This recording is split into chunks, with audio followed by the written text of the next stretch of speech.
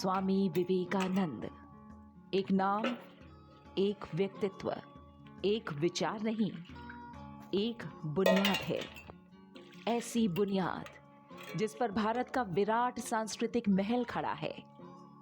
स्वामी विवेकानंद प्रतीक हैं उस महान भारतीय संस्कृति के जिन्हें गुरुदेव रविंद्रनाथ टैगोर के इस कथन से अच्छे से समझा जा सकता है, जिसमें उन्होंने कहा था कि यदि आप भारत को समझना चाहते हैं तो स्वामी विवेकानंद को पूरी तरह पढ़ लीजिए। स्वामी विवेकानंद का नाम आते ही एक ऐसे तेजस्वी युवा सन्यासी की छवि मन में उभरती है जो सच्चे राष्ट्रभक्त होने के साथ ज्ञान के अथाह भंडार हैं, जिनके विचारों को आदर्श मानकर भारत ही नहीं विश्व के युवा प्रेरित होते हैं। भारतीय संस्कृति और भारतीय धर्म के प्रति उनका गर्व और आदर अमेरिका के शिकागो में विश्व धर्म संसद में 11 सितंबर 1893 को उनके द्वारा दिए गए संभाषण से जाहिर होता है। मैं एक ऐसे धर्म का अनुयायी होने में गर्व का अनुभव करता हूँ जिसने संसार को सहिष्णुता तथा सार्वभौम स्वीकृति दोनों की शिक्षा दी है। हम लोग सभी धर्मों के प्रति केवल सहिष्णुता में ही विश्वास नहीं करते, बल्कि सभी धर्मों को सच्चा मानकर स्वीकार करते हैं। मुझे एक ऐसे देश का व्यक्ति होने का अभिमान है जिसने इस पृथ्वी के समस्त धर्मों और देशों के उत्पीड़ितों और शरणार्थियों को आश्रय दिया है।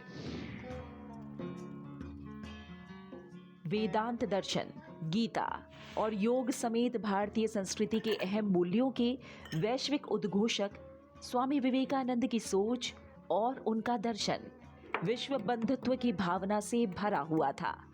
वो एक ऐसा समाज चाहते थे जहां बड़े से बड़ा सत्य सामने आ सके। दरअसल विवेकानंद के लिए सच ही उनका देवता था और वो पूरी दुनिया को अपना देश मानते थे।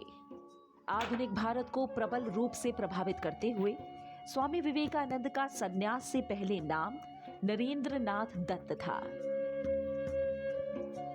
कोलकाता के एक समृद्ध परिवार में पैदा हुए नरेंद्र के पिता विश्वनाथ दत्त एक वकील थे और माता भुवनेश्वरी देवी शिव भक्त थीं। उठो, जागो और लक्ष्य को हासिल करने से पहले रुको मत।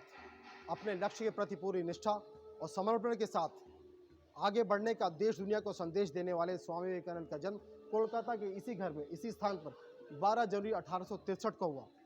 स्वामी विवेकानंद यानी बालक नरेंद्र ने अपने जीवन के शरणार्थी 1813 जिसने मानकर विवेकानंद की सोच वो उनका समर्पण के साथ आगे बढ़ने का देश दुनिया को संदेश देने वाले स्वामी विवेकानंद का जन्म कोलकाता के इसी घर में इसी स्थान पर 12 जनवरी 1863 को हुआ। स्वामी विवेकानंद यानी बालक नरेंद्र ने अपने जीवन के करीब 20 साल यहाँ गुजारे और इसी घर से माँ बाप से उनको जो विचार और संस्कार मिले, उन्होंने ठाकुर रामकृष्ण परमहंस से जोड़ने के बाद लोगों में नई जोश और नई ऊर्जा का संचार किया। 18 वर्ष की आयु में कॉलेज में पढ़ते समय ज्ञान और सत्य की खोज उन्हें महान संत श्री रामकृष्ण परमहंस तक ले आई और परमहंस ही वो सच्चे गुरु सिद्ध हुए जिनका सानिध्य और आशीर्वाद पाकर वो संपूर्ण विश्व के स्वामी विवेकानंद के रूप में स्वयं को प्रस्तुत कर पाए। श्री रामकृष्ण परमहंस ने 16 अगस्त 1886 को अपनी आयु के 50वें वर्ष में देह त्याग कर दिया। श्री रामकृष्ण परमहंस के 16 सन्यासी शिष्यों में विवेकानंद के साथ ब्रह्मानंद, योगानंद, प्रेमानंद, निरंजनानंद, शिवानंद, शारदानंद, रामकृष्णानंद, अभेदानंद, अद्भुतानंद, तुरीयानंद, अद्वैतानंद, त्रिगुणातीतानंद, सुबोधानंद, अखंडानंद, और विज्ञानानंद शामिल थे। स्वामी विवेकानंद ने आध्यात्म, धर्म, वैश्विक मूल्यों, चरित्र निर्माण, शिक्षा और समाज को बहुत विस्तृत और गहरे आयामों से विश्लेषित किया है।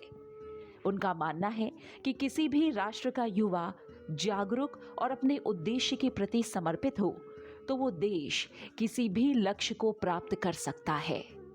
स्वामी विवेकानंद का विश्वास, उनका साहस और उनका विवेक हमें युगों युगों तक सदा प्रेरित करता रहेगा। तो वो देश किसी भी लक्ष्य को प्राप्त कर सकता है।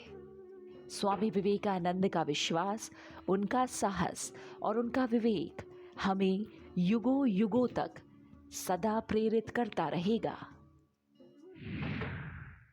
To discuss Swami Vivekananda and the impact Swami Vivekananda had, I am the General Secretary, Namaskar, Belur Mutt, on the banks of the temple. This